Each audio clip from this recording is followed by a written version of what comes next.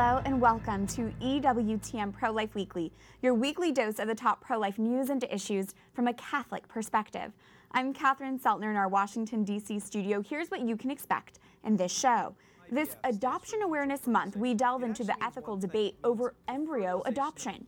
Vice President Mike Pence responds to a celebrity's pro-abortion prank, and this.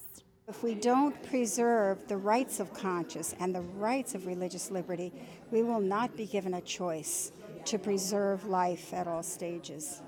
We tell you how a group of retired Catholics are defending life. But first, our top story, pro-lifers call on Congress to pass the Conscience Protection Act. Healthcare, my friends, is about saving life. It is about eradicating disease.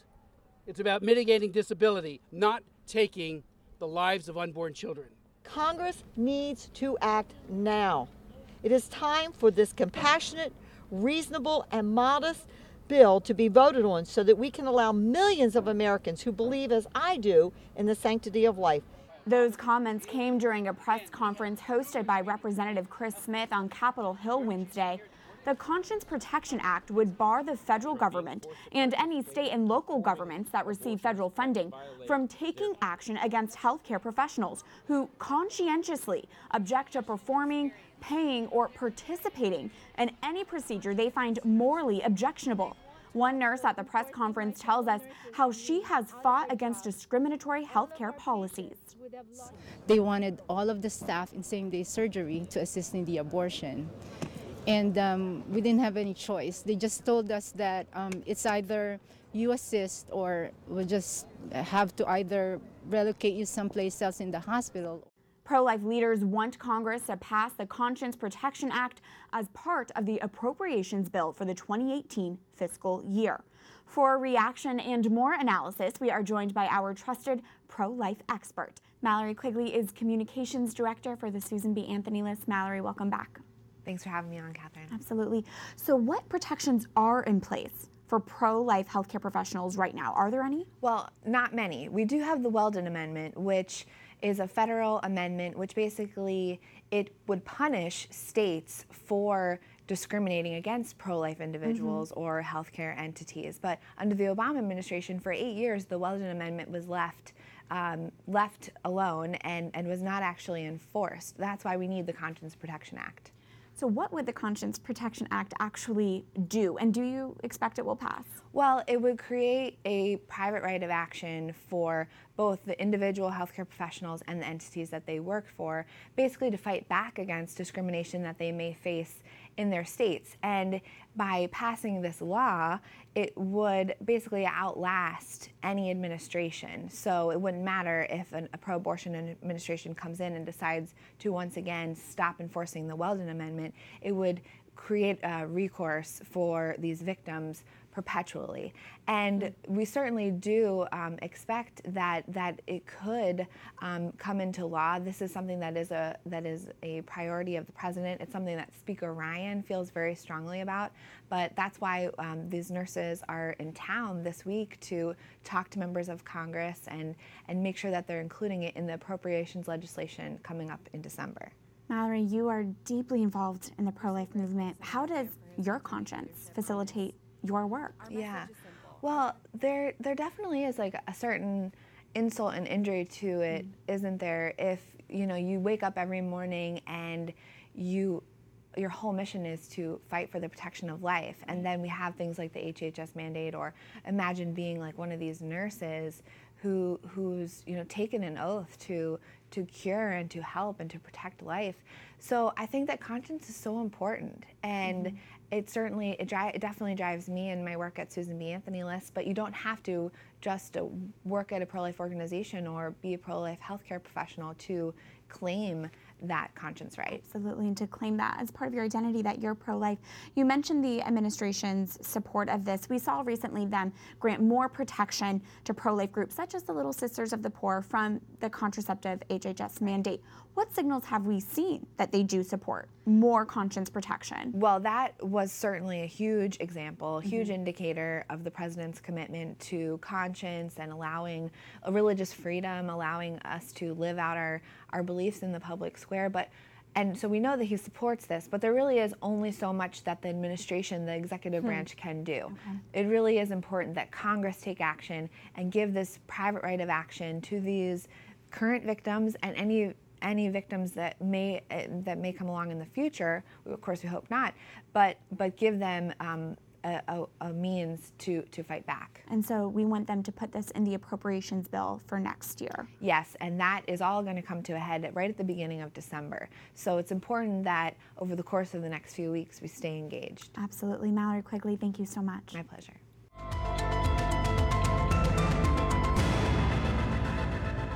This week's call to action is one that's important to follow not only as pro-lifers, but as Catholics. Our conscience is, as the Catechism reminds us, man's most secret core, his sanctuary. Our conscience is what guides us to follow faithfully what we know to be just and right. And yet, current U.S. federal law does not sufficiently protect the conscience rights of healthcare professionals and others. There have been instances where health professionals, against their religious beliefs, were forced to participate in abortions. This is scandalous, offensive, and must come to an end. With that, here is this week's call to action. Type in this website in your computer or smartphone, prolifeweekly.com. At that website, you can take action and tell Senate Majority Leader Mitch McConnell to include the Conscience Protection Act and the upcoming appropriations bill. If the Conscience Protection Act is passed, it would bar the federal government and any state and local governments that receive federal funding from taking action against healthcare professionals who conscientiously object to performing, paying, or participating in any procedure they find morally objectionable. This is fundamental for allowing pro-lifers to live out our beliefs in good conscience. This legislation is a priority for the U.S. bishops and should be for everyone who values life and liberty. Tell Senate Majority Leader Mitch McConnell to include the Conscience Protection Act and the upcoming appropriations bill. Send your message by going to prolifeweekly.com. Turning now to more national pro-life news, the president of the U.S. Conference of Catholic Bishops says a culture of life cannot tolerate mass shootings. In response to Sunday's mass shooting that killed 26 people in a small-town Texas church, Cardinal Daniel DiNardo issued a statement saying, in part, "We must come to the firm determination that there is a fundamental problem in our society. A culture of life cannot tolerate and must prevent senseless gun violence in all its forms." The Trump administration claims the American Civil Liberties Union misled the Justice Department in the case of the pregnant immigrant teen, Jane Doe, who recently obtained an abortion.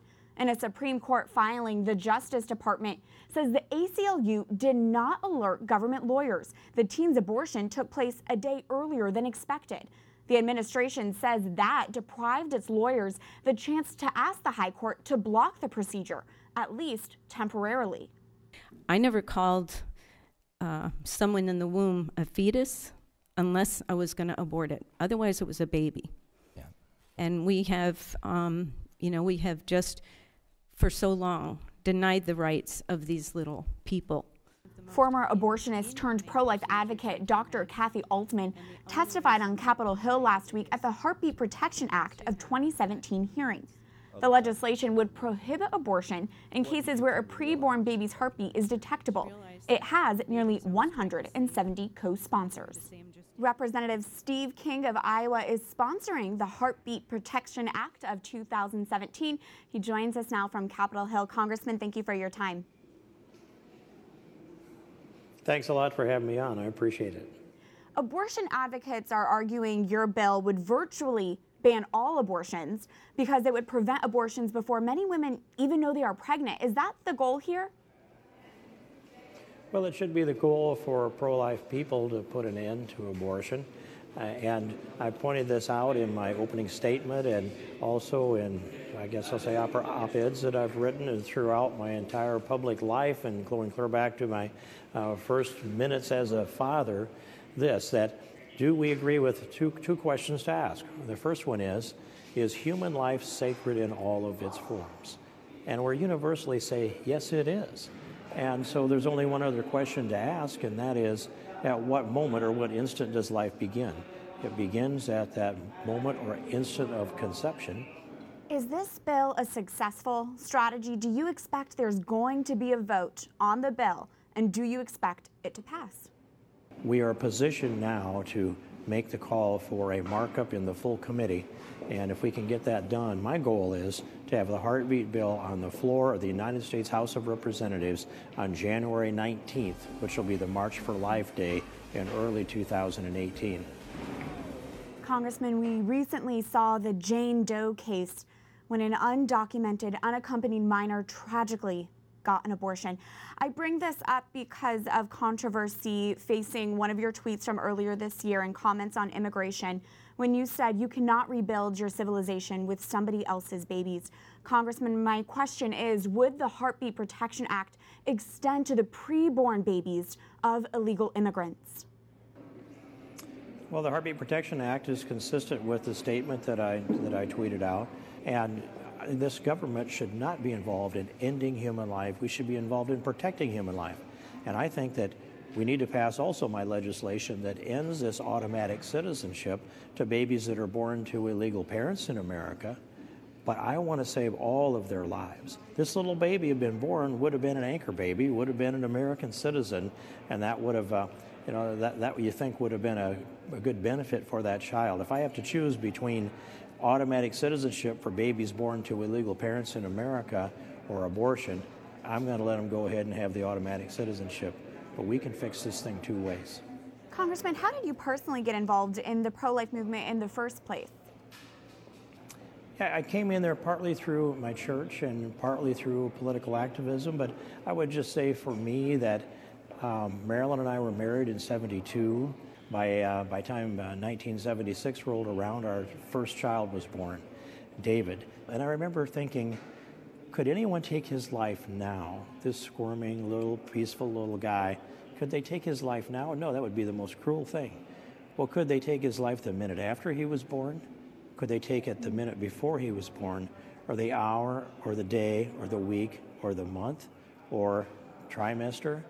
And the answer to that was no, all the way back to conception. And in a matter of, seconds, minutes, if not seconds, I came to the conclusion that life begins at that moment of conception because there's no other moment. And that life is sacred. This life was sacred to me. Everyone is sacred. And I've had deep conviction on pro-life ever since. I've never lost my conviction on it, and I don't think we've ever lost a debate either. Representative Steve King of Iowa, thanks for joining us. Thanks a lot. Appreciate the chance to talk today. Now, with the global perspective of the pro-life issue, we go to EWTN's Valeria Longhi for the international headlines. The Constitutional Court of Colombia has decided minors suffering from a terminal illness will have access to euthanasia. The pro-life community in the country has strongly criticized the decision, saying it goes against the constitutional article declaring human life inviolable and opens the doors to making euthanizing minors a business. The Colombian Conference of Catholic Bishops, after a General Assembly this past weekend, issued a statement saying it considers the country to be going through a very delicate and important moment. They emphasized the lack of respect and insensitivity to human life in the country, among other issues, and reiterated one of the keys to confronting the country's problems is to address the dignity of human life, advice shared by Pope Francis's September visit. Women from Northern Ireland now have access to free abortions through the national healthcare system in Scotland. Eileen Campbell, the Scottish Public Health Minister, claims women faced a burden in having to travel to Scotland for an abortion. Abortions in Northern Ireland are illegal, with the exception of when the mother's life is in danger or if there are serious risks to her physical or mental health.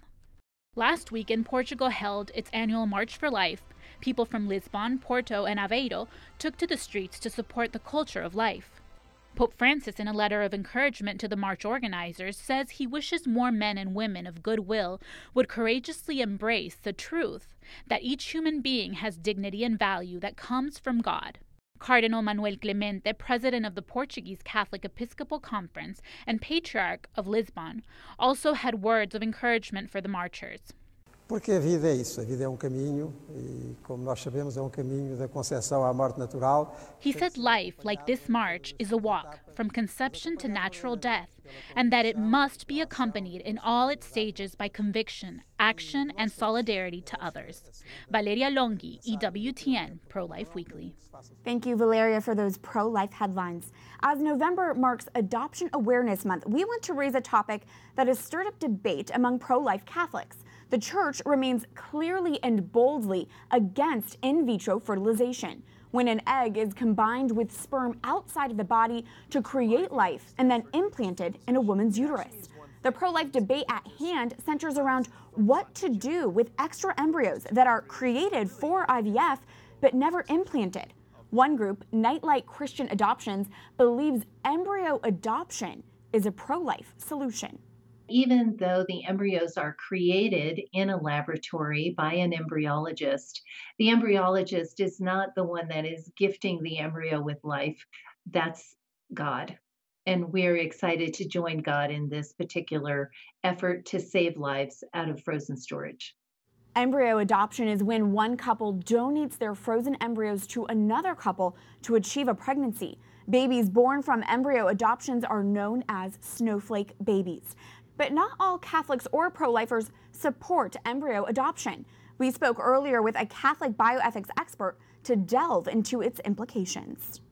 Dr. Kevin Donovan is the director of the Pellegrino Center for Clinical Bioethics at Georgetown University Medical Center. He is also an associate scholar at the Charlotte Lozier Institute. Dr. Donovan, it's good to have you here.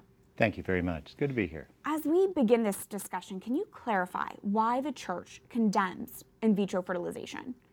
The Church doesn't interfere or want to interfere with assisting in reproduction by legitimate means. But what they don't want is a technological replacement of reproduction. Because basically, in IVF, you are creating life in a glass petri dish or a test tube, outside the womb, outside the purview of the married couple.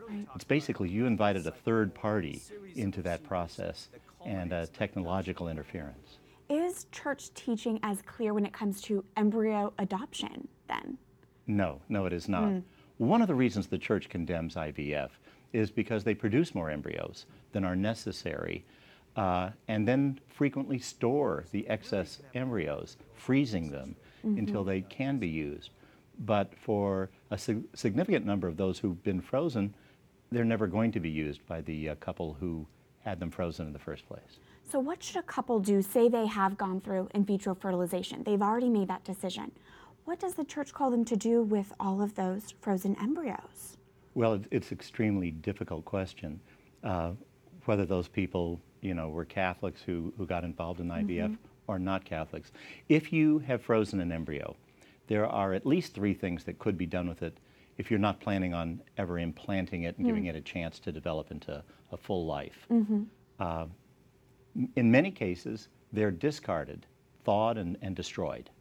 And those are human lives. And those are human lives. Right. In the second case, they may just turn it over to the IVF clinic and say, why don't you donate it for scientific research? In which case, it's once again destroyed after the research is done. Right. They can also say, well, just give it to anybody else who might want it. And that's been done as well. But really, the fourth option is a variation on that third option, and that is we will have it adopted out, which means we have a say in who gets it. We will look and see what this couple is like or whether we like them or not. And that's the embryo adoption programs. Now, there is this debate within Catholic circles, within Catholic pro-life circles, on what to do when it comes to embryo adoption. You have some arguing these are human lives who need to be brought up in full fruition, and others arguing the end does not justify the means. It really is a contentious issue, isn't it? You do like the complex questions. in short periods of time to discuss, exactly. And this is one. This is right. one of the most complex questions, certainly in the current field of reproductive ethics, because on the one hand, to participate in this is participating in IVF, which the Church does rightly condemn. Right. But at the same time, we have, it's estimated over 600,000 frozen embryos, maybe up to 1 million, right now in the United States, and at least 15% of those we know will never be implanted. So what should happen to them? It's a really difficult question that even Pope John Paul II, a saint, could not resolve, did not attempt to resolve. So the Catholic Church hasn't resolved this yet either. And I think what's happening is that people are, with the advice of their confessor or their spiritual advisor, thinking about this prayerfully and deciding whether or not they would want to go ahead with it. And unfortunately, that doesn't even solve all the problems. There are many legal issues about who would this embryo belong to. Custody cases we're seeing pop up throughout the U.S. Absolutely right, because, in the courts, these embryos are still looked at as property, not people. Absolutely. Well, we're grateful for your insight, Dr. Kevin Donovan. Thanks for joining us, and there is so much more to discuss, but this was very helpful. You're very welcome. When we come back. When you tell them the truth, and you tell it clearly, and you let them know that that's what you believe, it goes into their head, and it does eventually go into their heart. Meet a group of women who are putting their retirement to use by educating children on religious liberty and its connection to the pro-life cause. Stay tuned as EWTN Pro-Life Weekly continues after this break.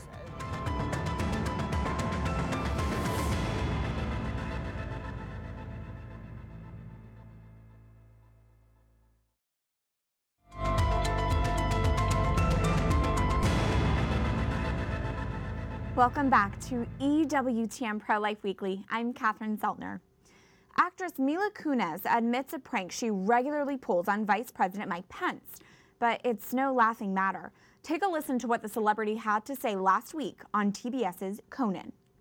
I put him on a list of reoccurring donations that are made in his name to Planned Parenthood. And so every month to his office, he gets a little letter that says, like, anonymous donation has been made in your name. Kunis says her donations to Planned Parenthood in Pence's name are less of a prank and more of a peaceful protest. She wants them to be a reminder to the vice president there are women out there who disagree with his platform. We should all feel free to disagree, to voice our opinion, and to exercise our rights. It contributes to healthy dialogue in our society. But it's incredibly disappointing Mila Kunis would choose Planned Parenthood as a way to be a voice for women. Planned Parenthood objectifies women. Planned Parenthood, by being the nation's largest abortion provider, preys on women in their most vulnerable time instead of supporting them. Planned Parenthood performs over 300,000 abortions per year. About half of those unborn lives are women in their earliest stages. If you want to support women, Mila Kunis, don't support Planned Parenthood. The abortion giant already enjoys $500 million of our tax dollars a year and regular contributions from other Hollywood elites. The pro-life Susan B. Anthony list quickly responded to Kunis's prank. The group's president, Marjorie Danenfelser, tweeted out, "We're now accepting donations to the pro-life cause in Vice President Mike Pence's name. Let's take a stand for life." It caught the eye of the pro-life vice president, who tweeted back, "I'm honored. Thanks for all Susan B. Anthony list does for life. I'm in." Remember, there is something you can do to counter today's culture of death. Follow our call to action this week. Go to prolifeweekly.com and tell Senate Majority Leader Mitch McConnell to include the Conscience Protection Act in the upcoming appropriations bill. As we've been discussing throughout this show, conscience rights are fundamental to living out our pro-life views. And yet, a surprising number of Americans don't know what their religious liberty rights are, as guaranteed by the First Amendment. That is why, instead of slowing down in retirement, a group of Catholic women have found new value in their life as they inform and empower Catholics about their rights. Here's this week's Pro-Life Focus.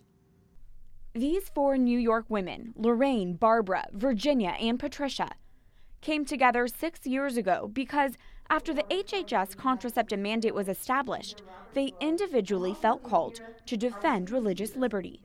Most of us never knew each other before this whole thing happened with the HHS mandate. I met Barbara first, and we became friends, and that's when she called me about this. We agreed on other issues first, and then we realized we had a common bond. The 4 women recognized many Americans didn't even know their religious liberty and conscience rights. Thus, Catholics for Freedom of Religion was born. Their work was warmly welcomed at the Little Sisters of the Poor residence in D.C. recently. The whole board is made up of women, so I think, hey, that's wonderful, isn't it? The group hosts speaking events, plans prayer vigils, writes informative bulletins, and creates videos like this one. Right to petition for redress of grievances. To educate faithful Americans about religious liberty. Freedom of religion, our first freedom, is the guardian of all our liberties because it affirms that God, not government, has endowed our rights to life, liberty, and the pursuit of happiness. The school curriculum has been approved by the U.S. bishops as Catholics for Freedom of Religion are invited to speak to students for Religious Liberty Lessons 101. All 4 women are in retirement, meaning this new calling was unexpected, but each one is now in a position to respond with greater freedom. We don't have to worry about losing a job. You know, we don't have to worry about time. We are available. We will go any place. Catholics for Freedom of Religion connect religious liberty rights with being pro-life. Pro-life people are being shut down. They are being accused of, actually, they're being brought to courts, being brought to trials, just for exercising their freedom of religion, freedom of speech, freedom to assemble. They're being told that this is hate speech. Oh, the right to freedom of conscience and the right to religious liberty is the other leg on which we stand when we want to preserve faith and we want to preserve life at all stages. This grassroots effort to educate, empower, and inform Catholics is a proactive response to today's culture of death. Each woman with their unique professional background shows us how God can call us to new things at any stage in life, to protect life. I'm always concerned about the elderly. They get sick and they're not useful anymore. They're costing the government money. They're costing insurance companies money. So why keep them around? Why just not? They're not contributing any more than an unborn baby is. If we don't preserve the rights of conscience and the rights of religious liberty, we will not be given a choice to preserve life at all stages. If you'd like to know more about this group, you can visit CatholicsForFreedomOfReligion.org. That's it for this edition of EWTN Pro-Life Weekly. We'd love to hear from you. You can reach us anytime at prolifeweekly@EWTN.com. I look forward to seeing you here again next week. Remember, life is a gift. Your life is a gift. God bless.